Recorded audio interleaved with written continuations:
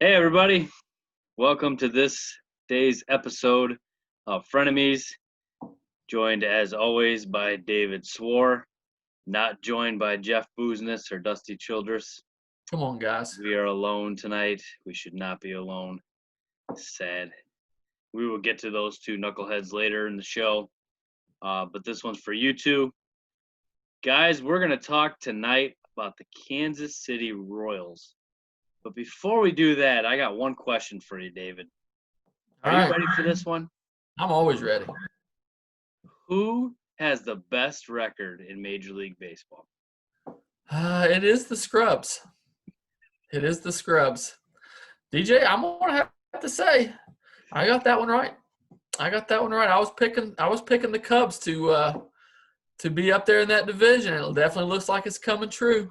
Boom, baby. They are killing it. Not even close. I mean, I don't even worry about the Dodgers anymore. Hey, how are the Reds doing? I haven't followed the Reds much at all this year. They're below 500, man. Not Brian Price. David Bell.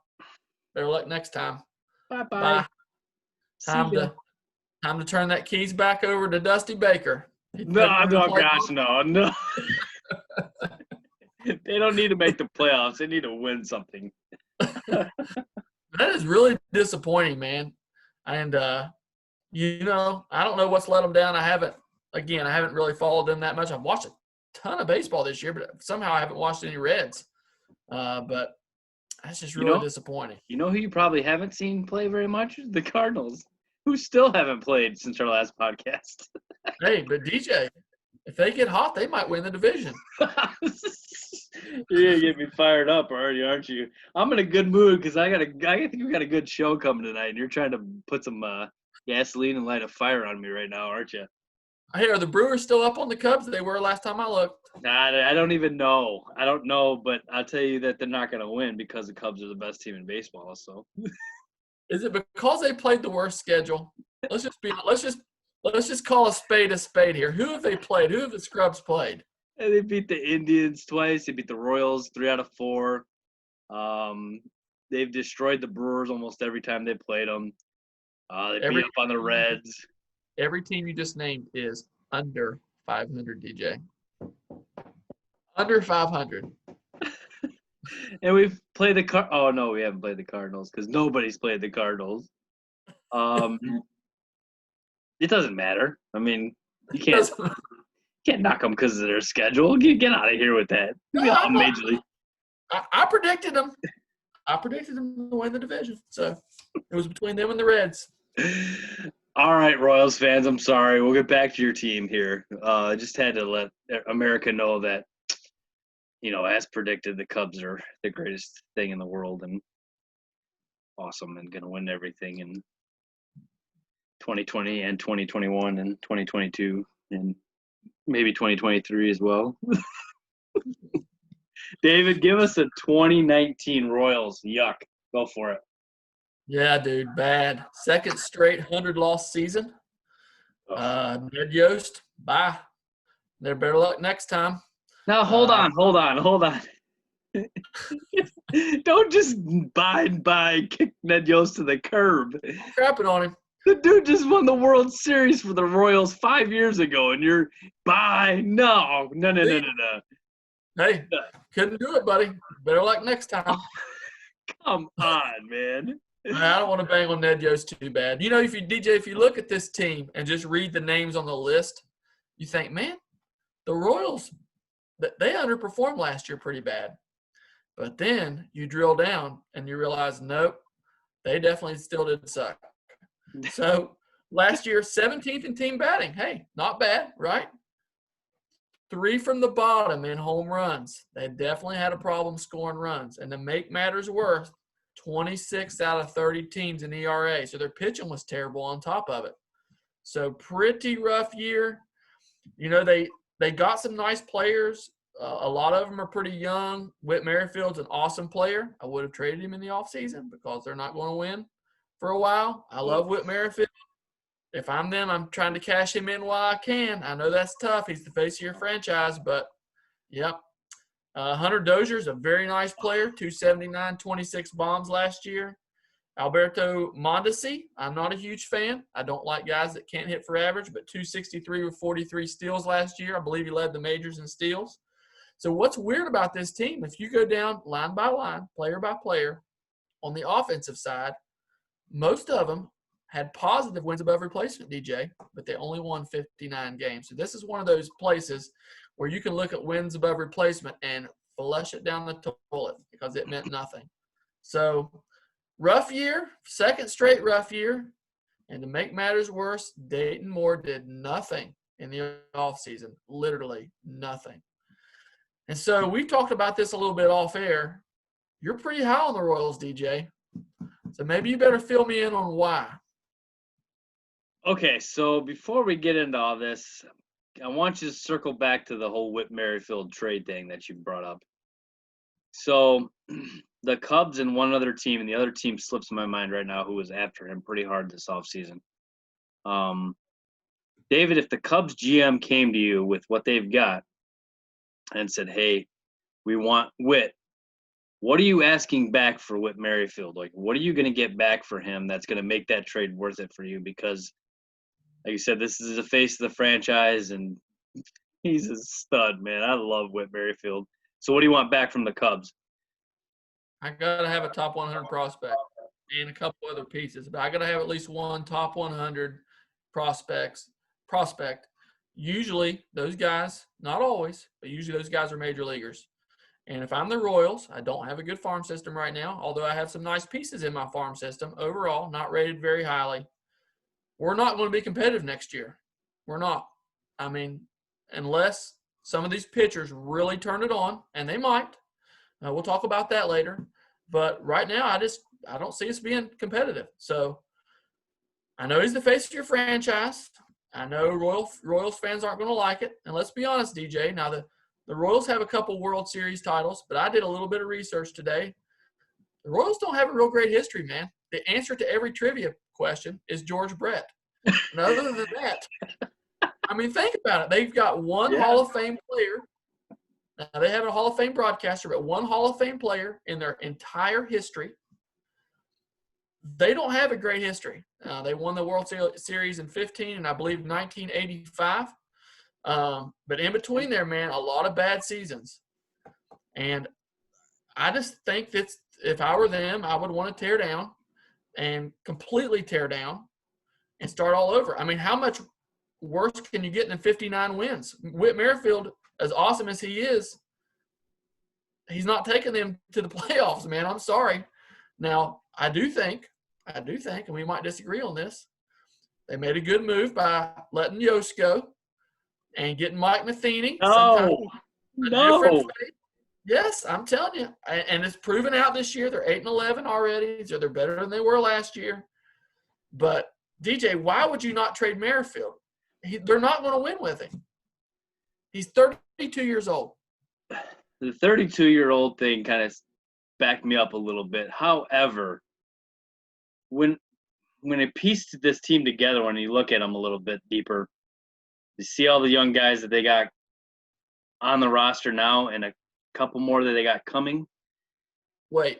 Team, who are you talking about? About what? Who are you talking about, young guys? Because here's what I think. I think a lot of times people look at this team and say, oh, wow, some of these guys are young. Jorge Soler, over 30. Salvador Perez, over 30. I love Salvador Perez, by the way. I'm so glad he's back, and I'm glad he's mashing. Whit Merrifield, over 30. So I just named three of like their top 5 players. Alex Gordon, over 30. This team is not young, DJ. However, David, Alberto Mondesi, Hunter Dozier, Nicky Lopez, Ryan O'Hearn, Bubba Starling, Brady Singer, and Chris Bubich are young. They are young and unproven. Nicky Lopez has a girl's name, and he hits like one so far. He's hitting about 240 in the last 2 years. Ryan O'Hearn is a nice player, but let's be honest. If I'm not mistaken about Ryan O'Hearn, and some of these guys pan out, he was kind of a 4A player, DJ. It's not like he was this big stud prospect. And I'm not trying to crap on Ryan O'Hearn, but they were coming into this season with a platoon. And who are they platooning with? West Virginia product, Ryan McBroom. Ryan McBroom, who was in the Yankee system. I know all about Ryan McBroom. Nice guy. But if Ryan O'Hearn is that big of a stud, why in the world am I platooning for him? And it's because he's not. He's a 4A player. Ryan McBroom goes to dynamite, man. That's a cool call when he hits a bomb. Yeah. Man, I love Ryan McBroom. The Yankees went through a stretch there where they didn't really have a good first baseman, like a pretty long one. And I was really hoping they would bring him up because he was mashing down there. But it looks like the Yankees made the right decision. They traded for Luke Voigt, who I'd never even heard of. I thought, what are we doing? Immediately plugged him in. He's a stud. And so that's what I'm saying. I'm not like, again, I don't want to crap on these guys. Am I going to build my franchise around Ryan McBroom and Ryan O'Hearn? No way. No way. They need to get some prospects in that pipeline and start all over. They've got some prospects in the pipeline, and they could very well get a few stud free agents in here and turn this thing around pretty quicker than you think. Hey, I'm not denying that. I'm not denying that they're only a few players away. The Royals aren't traditionally big spenders. Right. That's so. Again, just taking all that into account, I just think they're a long way, man. Okay, so we got to circle back here and get a little bit back on track. We've kind of tipped a little of our cards. I'll start with the transition from 2019 to 2020. Let's start with the offseason. So you had mentioned the offseason already being pretty bad, and I'm going to give you the names of their ads this year. Miguel Franco, Oscar Hernandez, Trevor Rosenthal, Matt Reynolds, Greg Holland, and Franchi Cordero. Mike Matheny. That's who I'm going with. That's the biggest ad, Mike Matheny.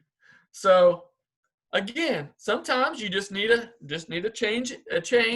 2 straight 100-loss seasons, DJ, World Series or no. I'm sorry, not acceptable. So somebody else has got to come in. Matheny was already in the organization. He already knew the players. I think that was a good move. And right now they're looking pretty good on Trevor Rosenthal and Greg Holland. And so that's a big deal, man. Those guys were dominant relievers in days past. And so if those guys become dominant again, and so far they both have, Trevor Rosenthal, I think as of right now, has like 6 saves or something. Greg Holland, real low ERA. Those guys could definitely be difference makers. The rest of those guys, I'm like you, not a huge Miguel Franco fan, but I will say this. He's got pedigree. He was a top prospect at one point. I don't blame them for taking a flyer on him for $2 million. Who else are you going to play there? I mean, let's just be honest. So, I'll go with Matheny and to a lesser extent, Trevor Rosenthal and Greg Holland. You're killing me with that Matheny. Why do you hate Mike Matheny? I hate Mike Matheny. Why? Because you have to at least have some, you have to have some spunk or some happiness or some joy. This is Mike Matheny when the Cardinals hit a walk-off. This is Mike Matheny when the Cardinals blow a save in the 9th.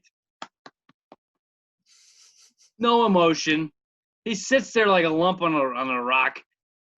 He's got nothing whatsoever. He just stoic. You would rather have the guy who lost consecutive 100-game seasons? Now, I'm not disagreeing that it might have been time for Ned to go, but you replaced him with Mike Matheny? He didn't do squat with the Cardinals.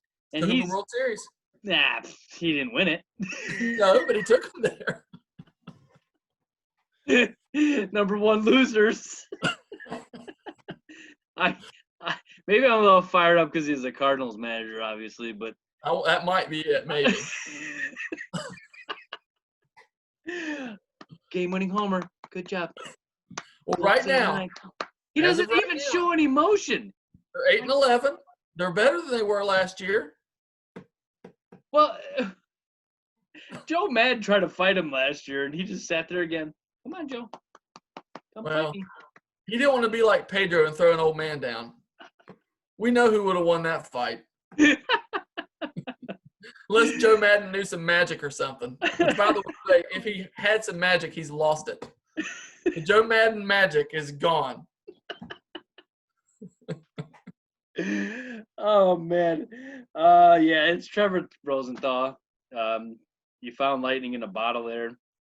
to be the closer, doing really well so far. He's the key add. They did add to that bullpen, which is a big help for them with the young guys they got in the rotation. So I like what they did as far as that went. But overall, I'm not too impressed, and I kind of am. If you weren't going to trade Witt, then you've got to bring in another guy, I think is where they messed up. You got to keep pressing forward, and I agree with you on that. And that's the problem with keeping Witt is they didn't do anything in the offseason to press this team forward. They've got a lot of young guys, okay, and I like some of the young guys. But you've got to start strategically placing in some studs around them to make this work, or it's not going to. And we'll see what they do, man, because they've got an opportunity here, I think, to do it. Miguel Franco, if I was a Royals manager, man, I would immediately release him and bring up a prospect or, That's the problem, though, DJ. They don't have one. teach Bubba Starling to play third. I guess you could maybe try to play Merrifield in the infield or something. I don't know. This team. You could make it work to where Merrifield comes back and you throw Bubba in the outfield. And I don't know, man. Franco drives you nuts because he's not a hustle guy. He's Olays everything at third, and he doesn't, he's just a little bit too much of a manager's nightmare as far as the way he plays the game. And I can't stand those kind of players. So I think it's bad to have him around young guys like they have. I think that's a bad rub-off, and I would never have signed him. But I don't know. That's just my opinion on it, I guess. But what about key losses? I don't even know these guys. They didn't. I can't even name who those guys even are. They lost Chesler, Cuthbert, Jorge Bonifacio, Jacob Barnes. I have no idea who they are. No. Again, let's just double back here, DJ. I mean, if you're dating more, how do you stand pat? Seriously. How do you keep these guys? There had to have been some interest in Merrifield. Jorge Soler hit 48 homers last year. There had to have been some interest in him. If you're not going to trade him, how do you not try to build with this team? Oh, I agree. How do you not get one starting pitcher? Just one. They were 26 in pitching last year. You got two young guys in the rotation that are two of their top 5 prospects. I just don't get it, man. No, I agree. I got an opportunity to see these guys play for 4 games, and they didn't hang with the Cubs because the Cubs are the best team in the majors, but they did beat them once pretty bad. And you saw a little bit of the potential in the 4th game where they just ripped us raw. And but I don't know, man. I agree 100%. You got to bring in, and they should have got another pitcher this year and another position player that can be a bat note for a long time in that lineup this year. They would have taken a big step forward to where they could have taken another big step next offseason. Man, I just wonder sometimes what these GMs are thinking. I would love to get in their heads and see what they were doing, because that's a terrible offseason. It just is. If you didn't trade Witt to get anything, you didn't add anybody of significance that's going to push this team forward. So I think they got a total F on the offseason. Terrible manager that they signed. So I'm not a fan of any of this stuff that they did. So, David, that being said, what are your strengths of this team? I like their core. Merrifield, Dozier. I think Hunter Dozier is pretty underrated, actually. Jorge Soler, 48 bombs, 117 RBIs last year. I'm going to be honest, DJ, I'm not a Mondesi fan. I'm not. 263. If you're not going to be a power guy, I need to see you on base a lot more. And obviously, when he gets on base, he steals them, which is awesome. I like the speed. I'm not saying you have to hit bombs, but if you're not going to hit bombs, I need to see you hitting 285, 290 or better. And Mondesi has never – I just pulled him up here because I wanted to see it before I said it. He's always been a low-average hitter. And so he did hit 276 2 years ago. And so that – I could put up with that. But 263, I just don't like it. But I do like their core players. You're right. They do have some interesting core players. Alex Gordon's been pretty good for a long time. He kind of found himself again with the bat a couple years ago. One of the top defensive outfielders in the league, maybe the best left fielder. He's won several Gold Gloves. And I told you before, I love Salvador Perez. I think it's awesome that he's back.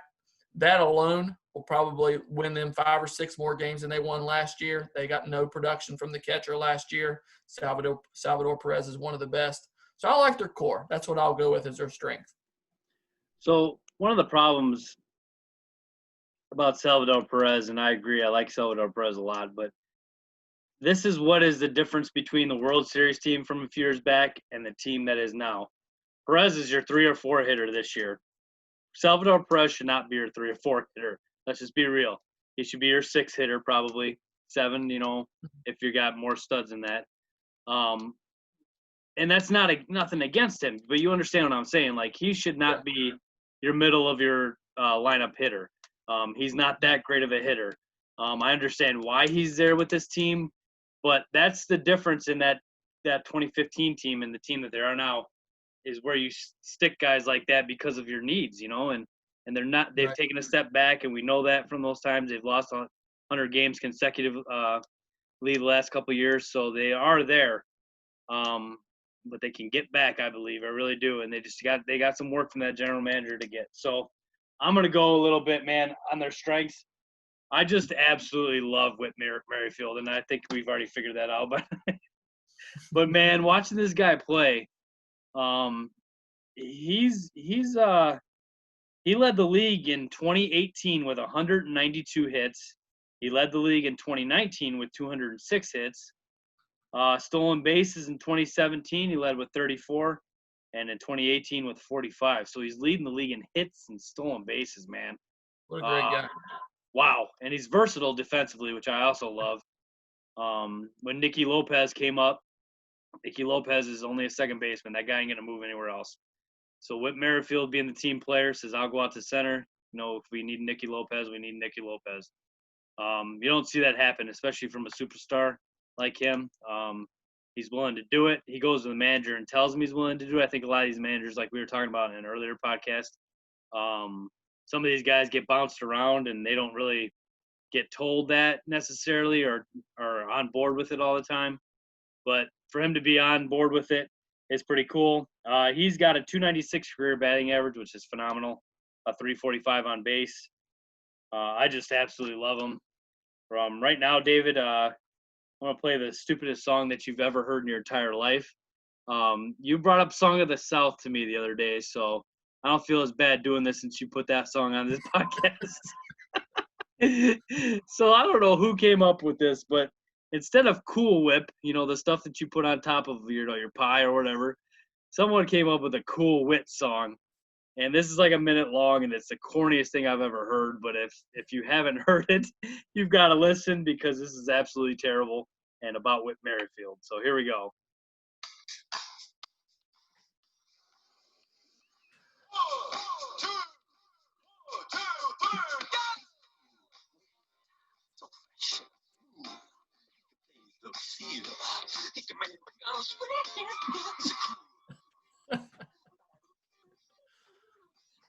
all around.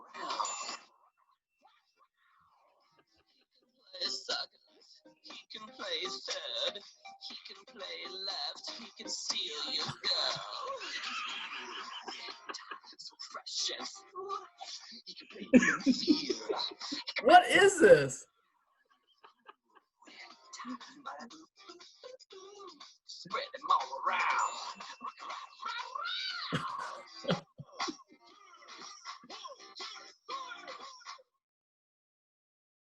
And then you can get your Cool Wit t-shirt at any Royals shop there that they have.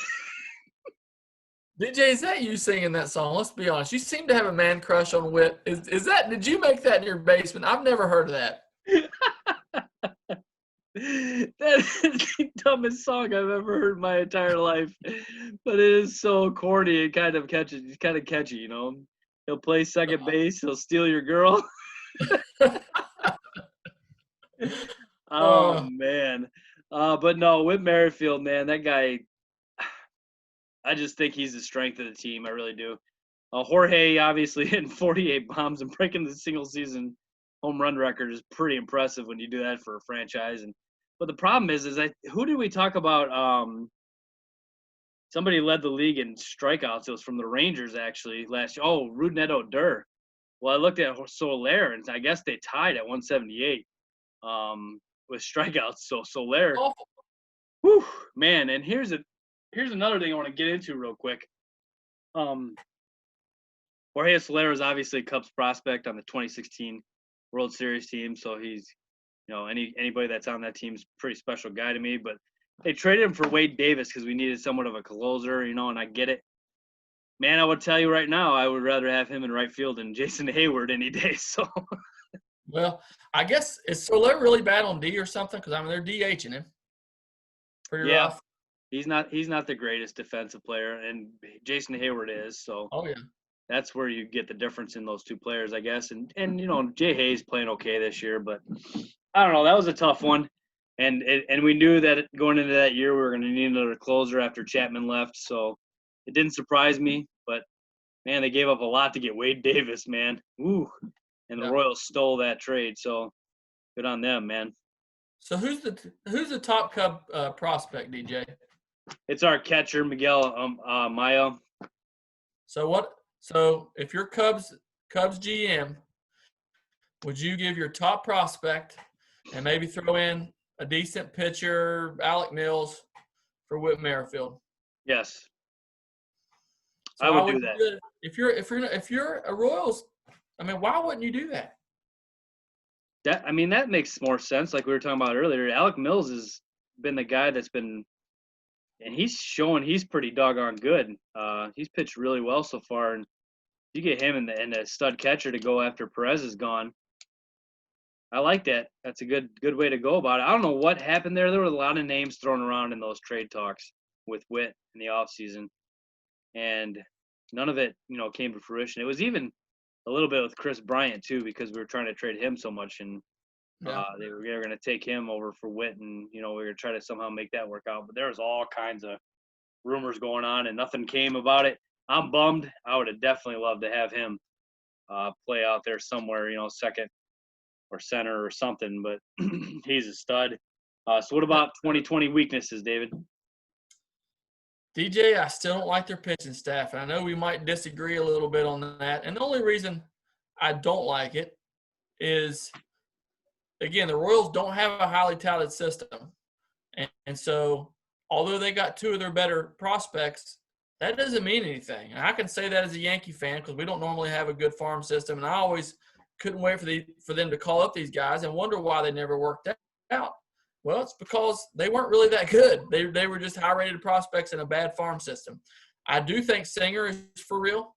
I don't know that he's going to be like a number one, but I think he's going to be middle of the rotation pretty easy. I'm not sure about Bubic, to be honest with you. He was on down the list for them. I'm not a believer in Dan Duffy. He obviously has good stuff. There's always trade rumors around him. But he can't seem to stay on the field, and when he does, he's just not that effective. I do like Brian Keller pretty well. But, again, based upon last year, they were 26th in pitching. And, DJ, what did they do to improve it? Nothing. They got rid of Homer Bailey. That probably improved it. I forgot. I meant to bring that up earlier in the show. Did Homer Bailey pitch for like 14 teams last year or what? My goodness, man. Everybody just needs to stop signing him. What is wrong with GM? Stupid. Stop it. Homer Bailey's terrible. Who signs a pitcher named Homer? Come on, man. The Reds gave him a ton of money, and it was like, nah, I'm good. I'll just quit being good now. Oh, my goodness. Homer Bailey got brought up in another podcast. Jeez. Yeah, so that makes sense. I'm not completely in love with the rotation either, but I call it a weakness. Just kind of nothing specific, but just overall, like the depth to compete, I guess. Just don't have that. They're not there. They've got guys, they've got young guys, they've got pitchers that are going to be okay. They got a good end of the game pitchers now a little bit with the signings. I just am not a Mike Matheny fan, man. I just am not. So that's another weakness to me. I'm showing a little bit of bias there. I understand that. But it just I think those are the definite two weaknesses on this team. I already kind of talked about that. So what about your best case scenario for the Royals this year, David? It's fourth place. I just can't see them passing anybody else. Just to be honest with you, I mean, I don't think the Tigers are any good, but I don't think actually the Tigers are that much worse than the Royals. So I can definitely see them flip flopping. But fourth place is best case scenario. 59 wins last year. You're looking at the roster. It's a lot the same. So I'm trying to figure out how they would win more games, and I just can't figure it out. Maybe their bullpen will be a little bit better. Maybe that would give them a couple wins here or there. And so I just don't think they're going to be that much different than last year, just to be honest with you. I could see him passing the White Sox because the White Sox are No. and getting third place because the White They Sox don't don't have one any pitching. player as good as Eloy or Moncada. Not one. Whit Merrifield's better than every player they have. Fight me on that. Jose Abreu. Ryan O'Hearn's a lot better than Jose Abreu, I'm sure. Tim Anderson, yeah. Mondesi's way better than Tim Anderson. I just keep getting dumber.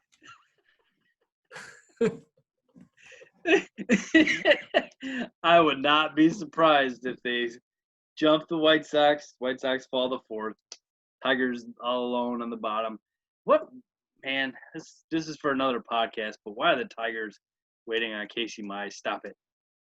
Let me just throw it. What is going on with that? I will hand the Royals this. They just went ahead and called it and said, "Hey, screw it. We don't sign guys for some reason, so we're just bringing these guys up. Ready or not, here they come." I think Singer just made it to Double-A last year. Yeah. Good for you. Bring him up, man. You have nothing to lose. I feel the same way with the Tigers and Mize. They've already passed that service clock issue, which maybe he's just not ready. I don't know. A lot of times these prospects have a lot of hype, and they lead you to believe that they're ready. Maybe he's just not. I don't know, but I'm with you.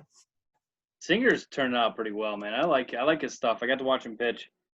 I'm pretty impressed. So what's the worst case scenario? It's the seller, man. The Tigers could pass them. I'm telling you, it could happen. I don't think it's likely that it could happen, but the Tigers did do more in the offseason. Cron's hurt now, but he was a nice pickup. We talked about Scope the last podcast. Definitely a good second baseman. And so I don't think the Tigers are that far behind. I do believe they're behind. I believe that the Royals will end up in fourth. But the Tigers made some moves and got better. I agree. They could fall in the cellar. They really could. That's just kind of the team that they are. They could show some signs of potential. They could fall all the way back to the bottom again. It's very possible. But I don't know, man. Detroit's got some good prospects too, like we were talking about too. So they're not completely burned out either. I think the Royals are a little bit ahead of them futuristically. I think the Tigers have more stud guys as far as, their top prospects, but I think the Royals have more of the guys that could kind of circulate and make things work. But I agree, man. It is last. They could definitely do it. So do you have any position battles? Well, there's not too much really with this team, but I couldn't really come up with too much. No, I mean, the only thing is again, they need starters. They do have several prospects on that list that are getting close. And so if there is a position battle, that's the one that I would say is they're going to be looking for rotation guys, not only now, but in the future. I think Duffy's only signed another year.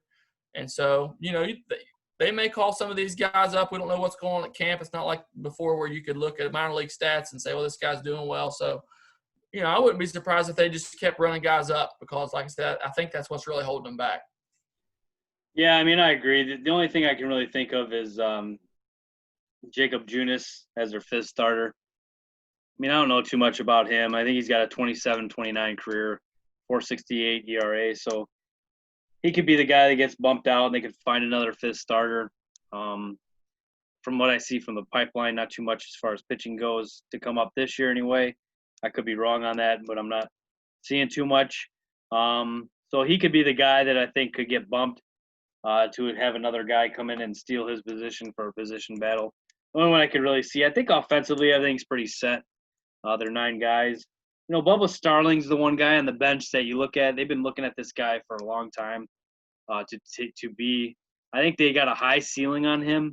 He hasn't really shown too much yet, obviously. But say he starts showing his potential and he could jump in there somewhere, I guess. I don't really know where, but that's the only other thing I can really think of. So talking about the prospects, David, you were talking earlier before the show about them. So what do you got as far as prospects overall, their system and everything like that? Yeah, so they're rated anywhere between 17 and 19 by various people that do that kind of thing. They got one of the top prospects in the game, which is Bobby Witt Jr. He's a shortstop, number 11 prospect in the game, going to be the cornerstone of the team in the future, but he's a couple years away. We've talked about Singer and Bubich. I really like Singer. He played at Florida, was their ace. He was the second rated prospect in the 2018 draft class, dropped all the way to the 18th pick. The Royals were ecstatic to get him. He's kind of a sinker baller. Reached AA in the first year. So he's definitely somebody to watch and somebody that the Royals need. But DJ, the problem is, again, you're in rebuild mode. But I don't think they have the farm systems to do it, man. It kind of reminds me a little bit of the Pirates, just to be honest with you. It's like you should be rebuilding, but you don't have any prospects. They have some, obviously. Bobby Witt's for real. But, man, I would be turning it on trying to find some guys. I like the guy that they took last year in the draft, Asa, and I don't have his last name in front of me. So maybe he could be a guy. He was one of the top pitchers in the SEC. So they've got some pieces. They just don't have a lot of them. Yeah, I agree. I think Bobby Witt Jr. is a guy that you look at in their farm system as the number 1 guy. The hype is real on this kid. He is the son of Bobby Witt Sr., who was a pitcher for the Rangers for a long time. We always like these kind of guys, man. They got that major league blood in them, man. So he's got it. He's got it. Bobby Witt was like probably a 500 type pitcher. He had a long career though. I think he was about 130 and 130 or something like that. Kind of like Charlie Huff, 212 and 212. I always thought Bobby Witt had good stuff. Yeah, he did. He was one of those guys I think hung around because you just didn't know, anytime he might break out. I'm looking here at his stats now. He won 17 games one year with a 3.36 ERA. But most of his seasons were mid-4 type seasons. So anyway, I just remember him being one of those guys that I always thought could break out and just really never did. I agree. He didn't have a great career. His son's going to be better than him, which is I'm sure they razz each other about that a lot. But no, I haven't really seen too much from anything that I've read on Bobby Witt Jr. that says he's not the real deal. So that's exciting for Royals fans. It'll be interesting to see what they do with him. To me, you just put him at short and you do whatever with Mondesi. I'll be honest with you. I'm not a big Mondesi fan either. I think Mondesi brings a few things to the table that are good, but overall, I do not like his overall game. So Bobby Witt should be their shortstop. If he's going to be the defensive stalwart there, then you just kind of cut your ties with Mondesi or try to find somewhere else for him to play. Second overall pick in the 2019 draft. He's a future 2020 guy, according to a lot of guys, but I think that they think he's a little higher than that. This guy's kind of the limit as far as that goes. Mm-hmm. He's the real deal. Scouts are real high on this kid. He is just an absolute animal from the video that I've seen of him. He looks to be the real deal. So they definitely got a future star, I believe, in Bobby Witt Jr. Yeah, I agree. So, David, now what do you got as far as trivia goes for me? So, DJ, we talked about this maybe off air early in this part of the podcast. The answer to every trivia question is George Brett. Literally. Like, unbelievable. I think he might have led in wins and saves. I'm not sure. I tried to find some stuff. So here's what I came up with. And by the way, George Brett was a stud. He won batting titles in 3 different decades. The only player in history to do that. So that's pretty cool stat. But here we go. Yeah. 70s, 80s, and 90s. He won batting titles in 3 decades. Pretty cool. Wow, that is a cool stat. Nice one.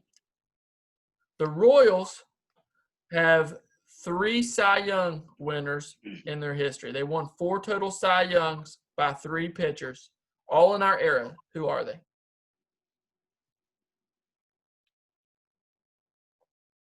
Okay. Brett Saberhagen, Yep. Mark Gubiza. He was close. He had a good Oh, career. Okay, Saberhagen. Let's see here. I'm missing 2 more guys, huh? Yep. One, we would have been teenagers, and the other one pretty recent.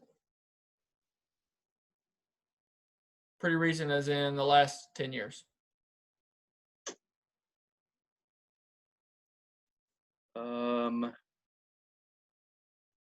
Kevin Apier is bouncing. That's a good guess. No? It's not him. Apier had a good career there for a minute. Yeah, he did. Oh, man, I'm missing the obvious one is probably the recent one I'm forgetting for some reason. Doggone it. You don't think of him as a Royal, that's why. Yeah, it's probably the problem. Shoot. Man, I do not know. I'm going to get 1 out of 3 on this with Saberhagen. So who are the other 2? My boy David Cone. I love me some David Cone. Oh, I would have never got that. David Cone won the Cy Young with the Royals? Yep, I love me some David Cone, and he is an awesome announcer. He's awesome. I hope they give him the play-by-play one of these years. He's he's just so good. And then the other one is your boy Zach Greinke. Oh, 2007. man. That's bad. That was bad. I should have never missed that one. What do you think, Greinke? Anyway, in my case, I think Dodgers. Yeah, Diamondbacks, he bounced in Astros. He's been over long. But I should have known that. That's where he came up. He became, the stud with the Royals. So, doggone it. That's the one I should have got. I'd have never got David Cone. Wow. I'd probably guessed 40 more Royals pitchers before I got to him. I'm thinking he was only in Kansas City like 2 years or something. He wasn't there very long either. Couldn't have been long, no, because he was Met and Yankee for a long time. So he must have just fell in somewhere along there. So my trivia question, David, and for all those viewers, what's that? George Brett. For all those viewers out there, sometimes Dave and I at night we get a little lonely. We start texting back and forth with some trivia, and I want to see if you were paying attention a little bit on some things here as far as one of the things that we brought up. So we talked about Soler breaking the single-season home run record of 48 bombs last year. I got this. Whose home run record did he break?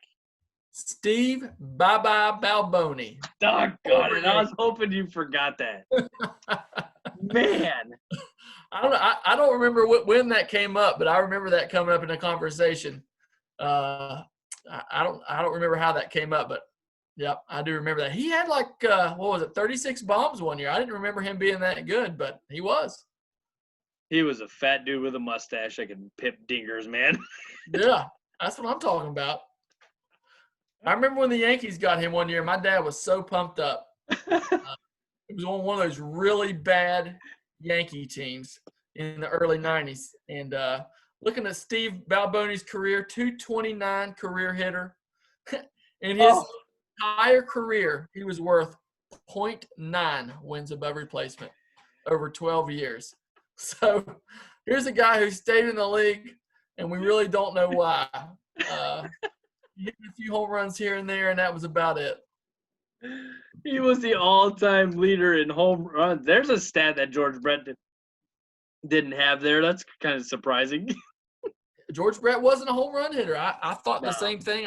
I looked him up today, and he wasn't really a home run hitter, but he was an awesome hitter. I didn't realize some of the really amazing seasons he had. Hit 390 one year, which is unbelievable. Yeah. Well, that's cool, man. Nice way to remember. So who's the all-time doubles leader? I'll never forget it from now on. Tris Speaker. All right, so David, now we get to Kauffman Stadium, the only one in our lifetime, 1973 to present. Have you been? I have not. I've driven right by it. I've always liked Kauffman Stadium. I always liked the fountain. I always thought it was cool. I like the big crown they got out there now since the remodel in 2009. But DJ, let me say, I did a virtual tour of the stadium today. It's not as cool as I thought it was. So I guess this was back in the cookie cutter parks. I had forgotten they had turf there for years. And so I think it's cool that they've redone it. I hate when they tear stadiums down, just to be honest with you. It drives me crazy. But if you look at it from the other direction, we're used to seeing it from home plate out most of the time. If you look at it from the other direction, it appears to be pretty boring. So based upon what you said earlier in the podcast, I take it you've been there? No, I have not. No. This is the one we were gonna do this year. Remember, we were gonna go down to Kansas City, Texas, Houston, back home. It's kind of weird that I haven't been there. I know, because it's not too far either. I had a cousin get married recently. This is kind of a funny story. So, she got married a couple years back, and Emily, I love you. I'm not trying to. I hope you're not listening to this,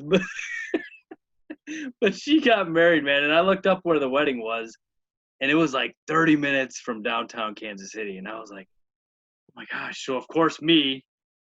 Let's see if the Royals are in town. And they were, man. They were. It would have been absolutely perfect. You know, I could have gone to the wedding and then just snuck over to a Royals game, and it would have been perfect. But I can't remember what happened. Something made that fall apart. But yeah, Kauffman looks awesome. I think like you said, from home plate direction out, looks really cool. The fountains are actually they're the largest privately funded fountains in the world at 322 feet long worth of fountains. And those things are deep and wide too, man. Yeah. Those are massive fountains that they got out there. It's really cool. I think it'd be fun to hit one into that. I think it looks really cool. If I were to guess, if I go there, I think it would be going to my top 10 probably. Really? I think it would. I really do. I'm not 100% positive because I haven't fully seen it and experienced everything with it yet, but I've always thought it as a top 10 ballpark just from looking at it on TV. So I'm hoping that I'm right on that because I'm excited to go to it one day. Hopefully next year, if that's what we decide to do vacation-wise again. But we'll see. We do that vacation-wise, and me and you hook up in Cleveland, and it'll be a good year, man. I'm all about it. So, all right, man. So who is your favorite Royal of all time? So I have to go with George Brett. And here's the reason why. George Brett is a West Virginian, man. So there's not many West Virginian ball players out there. And he was just born here. He didn't play high school ball or anything here. But for that reason, I followed George Brett pretty hard. We talked about him a little bit. You know, he only had 300 career homers, but almost 3,200 hits, batting titles in 3 decades. Great defensive player. But if I wasn't going to go with George Brett, DJ, let me just tell you I had to think about it real hard. I was a huge Bo Jackson fan back in the day. Oh, you stole my thunder. Well, I'll back off of that then. I'm going to go with George Brett. You tell us about Bo Jackson. Yeah, I mean, I'm with you. George Brett is the Royal. I thought that was very interesting. You said he's the only Royal in the Hall of Fame. Is that true? Other than a broadcaster. Yep. There's been several guys that have played for the Royals that made it to the Hall of Fame, but he's the only Royal in the Hall of Fame wearing the Royals cap. I would have never guessed that. I really wouldn't have. That's a terrible stat for the Royals, like you said. Yeah. But Bo Jackson, man, 1986 to 1990, he broke the bat over his knee, which when we were kids was the coolest thing ever. Later, I guess we found out that everybody and their grandma can do that. But it was cool when he did it. He had, he wasn't a dominant baseball player. Let's just be honest. He was one of the best athletes of all time because he can play football and baseball at the pro level, which is ridiculous. You have to be awesome to do that. He had 141 career homers with 415 ribbies, 250 average, 309 on base. 1989 was his big year. He was an all-star. I always remember him hitting that home run off Rick Russell in the all-star game. 32 bombs and 105 ribbies that year. That was his best year by far. And then he went to the White Sox and his career died like everybody else's when they go to the White Sox. So, that was kind of the end of Bo. He didn't play very long. We know his hip gave out on him. He had it replaced, and that was pretty much the end of Bo Jackson. But, man, you were always looking for that Bo breaker, Bo breaker card where he snaps it over, or the one where he holds his bat with a football, shoulders on. We're always looking for that baseball cards. Oh, yeah. Yep. So, yeah, I love Bo Jackson, man. I'm a shoe aficionado. I loved Bo Jackson's shoes back in the day. Oh, the shoes. Yeah, man, those were cool. And DJ, did you ever play Tecmo Super Bowl for Nintendo?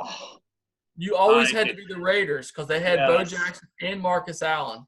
And so, man, if you had the Raiders, you were set. I could destroy you in that game, David. You probably could. I was a terrible video game player. But if we were playing Tecmo Super Bowl. You're right. I was going to be. I think I'm trying to think of who their quarterback was, but he was good too. Probably Jay Schrader. It may have been. I just don't remember. But anyway, I don't know. Was Jerry Rice on that team with them as well? Was that when Jerry Rice had left the 49ers? I don't think Jerry Rice was with those guys. He was not in Tecmo Bowl with them, that's for sure. Was not in Tecmo Bowl? Yeah, that's right. Tim Brown was on the Raiders then. Tim Brown, that's right. I knew they had a good receiver too. Yeah. Because the 49ers had Craig. What's that guy? Roger Craig. Yep, and Jerry Rice, of course, Joe Montana. So anyway, that's all of my football knowledge. It wasn't long after that I quit caring about the NFL. We got the NFL on the podcast. The last team won. Some other cool names of the Royals: Brett Saberhagen and Mike Moustakas. Danny Tartable. I always loved Danny Tartable. Danny Tartable played for the Yankees too a little bit, didn't he? Yeah, he was awful. Everybody plays for the Yankees, and the only thing I remember about Tartable at the Yankees is that Seinfeld episode where George Costanza comes up with the cotton jerseys, and Danny Tartable's in that episode, and it's pretty cool, man. Yep. They've had some good players, man. I remember when Mike Sweeney was a really good player for them. They had Jermaine Dye. Carlos Beltran really kind of broke out. Ooh, Beltran, yeah. They've had some good players, just either they don't stay or they're on teams that are terrible, so you don't know who they are. I mean, Zach Greinke's going to be in the Hall of Fame. But you don't think of him as a Royal. It'd be interesting to see what team he goes on, too. We'll have to look at that stats a little bit, see what team he's going to go in for. Yeah. Play with a lot, so it'll be interesting. So, David, now I'm interested to hear some stories on these two knuckleheads. Dusty Childress and Jeff Buznitz, both Royals fans that we played with, man. How did we have Royals fans on our team? But we had two of them, man. So, you got any cool stories about these two, man? Yeah, I do, man. So, to be honest with you, Jeff Buznitz was one of my first friends at Temple. When you're pitchers, it was me and Buznitz weren't allowed to hit or do anything. And Buznitz lit a fire under me, man. I'm not even going to lie about it. Yeah. When I came to Temple, I didn't really know anybody and didn't really know what it really meant to work to become a good player. And Jeff Buznitz taught me. Jeff was an All-American the year before. He was a submariner. Man, I got a bat off of Jeff one time, and it was the most uncomfortable at bat I've ever had. Everything he threw you ran in until he threw you a wipeout slider. And so a pitch down the middle, you're getting ready to swing, and all of a sudden it's hitting you in the hands. Then you start getting used to that, and the ball is coming down the middle, and it breaks clear outside. It was nasty. But, man, Jeff got me in the best shape of my life, to be honest with you. We threw every single day. He got me doing push-ups and doing all this stuff. And cool thing I remember about Jeff, DJ, I don't know if you remember this or not, he used to break into Ingle Stadium and work out all the time. Do you remember that? Oh, yeah. He used to hop the fence at Ingle Stadium and go in there and work out. I never had the guts to do it, man. He would always ask me to go, and I'd be like, dude, if they catch us in there, they're going to throw us in jail. Like, I'm not doing that. But Jeff used to break into Ingle Stadium. So, anyway, that's a little bit about Jeff. Jeff, last I heard, was a missionary. He was in maybe Myanmar. I don't remember exactly. He stopped through West Virginia one time a few years back, was really doing well. He had a baseball ministry there. He played some independent ball. Just a great athlete, man. So that's a little bit about Jeff. My favorite memories about Dusty Childress. I remember when Dusty showed up, and here's how I knew Dusty had a good arm. For some reason, he threw a bottle down the hallway, and I was pretty much like, whoa, what was that? I mean, just like a laser. And they were like, yeah, that dude's on the baseball team. I was like, no way. So anyway, Dusty goes on to get drafted. And one thing I remember about Dusty, Dusty was really naive and gullible. Oh, yeah. And so you know what a ho-ho is? Like the black cupcake, chocolate cupcake looking thing?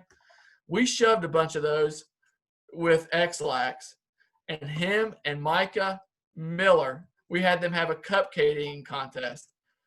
And I remember this. Dusty's insides must have been made of concrete or something, because he was just like slamming those things and eating them and talking about how they tasted kind of funny, and he would just keep eating them. And we would put X-Lax in whatever it was they were drinking, and he was just sipping them and eating them. Micah, meanwhile, got the turbo trots within like 2 minutes. He was eating, and it's like, oh, no. And he goes sprinting off. And meanwhile, Dusty's just eating them, man, like no problem. So anyway, I remember when Dusty got drafted, I was watching that draft really hard. He could throw the gas, man. I just remember Dusty could really throw hard. I think he was only there at Temple 2 years before he transferred out. And if I remember right, he went to like Southeast Missouri State or somewhere like that, and ended up being like a conference or all conference or whatever. But anyway, I love both of those guys. Dusty, I believe, is a teacher now, a professor. And so really? A lot of good memories. Yeah. I think he's back at the same college where he went to school, if I'm not mistaken. Well, that's really cool, man. I got to echo your sentiments on Boozness, man. I came in, and I'll tell you what, man, definition of a closer. I mean, and the definition of a guy who was like a Lee Smith. He could go more than one inning for you, and the reason why is what you already talked about. That man worked hard. He worked really hard. And to be honest with you, man, I think about my senior year in high school is when I actually started getting in the weight room a ton and actually like working really, really hard as far as that goes. And I transitioned to Temple and started working really hard there when I got there too. But man, he was just country strong, man. The guy from Kansas. I'd never known anybody from Kansas, so that was kind of cool too. And he threw sidearm, like you said. And at first I was like, tell me he's joking. He's throwing sidearm. And like, no, this dude is for real. And not any fun to hit against, because like you said, he'd get on your hands. So I'd have to start swinging really early on him, which is never fun because I'm not really a pole hitter, so to speak. So I had some trouble with him, no doubt, just in air squads and stuff playing with. But, man, what a great guy to have on your team to close the games with. And he's a great, great guy too, man. He's a lot of fun. He's got your back. You know that. He pushes you really hard, makes you want to work. I had contacted him actually after the 2015 World Series and when the Royals won it. And I talked to him for a little while about that, and he was obviously really fired up about that. And it was really cool to talk to him after they won it and catch up a little bit with him. But, man, was he nasty. And like you said, he played a little independent ball, which he deserved it, man. He was such a good pitcher. And Dusty, man, Dusty, I love Dusty too. He's so goofy, man. So goofy, and that's a good word for him. And, man, I had a lot of success off Dusty, and I don't know why, but I think I just get into his head a little bit because you could do that with him. You could kind of psych him out a little bit, and you could make things work in your favor when you were playing against him in inter squads and stuff. And man. But I looked up he's got a baseball reference page, so I looked him up a little bit today. 2005, at the age of 22, he played in Kingsport, Tennessee, where old Lee Salyers is from, and he was in the New York Mets organization there. And his first year, it was a little rough. He went 1-5 with about a 7 ERA with 34 Ks and 40 innings. But the next year, at age 23, he was also on Kingsport again. He went 3-1 with a 2.61 ERA and had 28 Ks and 38 innings. So he had a real good year that year, and then he just didn't get signed or whatever. I don't know, but that's kind of weird how he had his bad year, then his good year, and then he didn't have a minor league year after that. I would love to catch up with him. To be honest with you, I haven't talked with him one time since we graduated, so I have no idea what's going on in his life. It's cool to hear that he's a teacher. I would have never guessed that. But that's pretty cool, man. And yeah, those are two. That's the thing, man. David, and you know this, man. We had a lot of good players come through Temple. We did. A lot of really good teammates. A lot of talent went through there. Whew, man, it was a lot of fun. And these guys got to play in the minors and independent ball and all that fun stuff. And really cool, man. Really cool to be teammates with those guys, and a lot of success that they had when they were in college, both, and in the minors. Really cool. Yep, absolutely. Cool, man. Well, we managed to hit our little over an hour mark on the Royals, man. We did this one pretty long. This is kind of a longer one for us tonight. So this is it, DJ. We made it. We made it, David. 30 teams. 30 teams in not 30 days, but we did it. Yeah, man. I didn't think there was any way I figured we would just give up on it at some point, but you had to stay in power. We hung in there. We got it done. We did get it done, and I'm excited for this. This isn't it, and a lot of people have wanted us to keep going on different things, and we will. And, me and you will talk here in the next coming days and stuff and try to figure out a plan for some cool things to do. And we'll keep this rolling, man. We're almost at the 1/3 mark of the season. We're about the quarter to a third mark because it's so short. So we're right in that little territory there. And we'll come up with some cool stuff to talk about, and we'll definitely have some more of these. And it's going to be a lot of fun, man. And I don't know, when we talked about doing this about a month and a half ago, I didn't realize how much fun this was actually going to be, man. But I've had a blast doing these 30 teams. Awesome.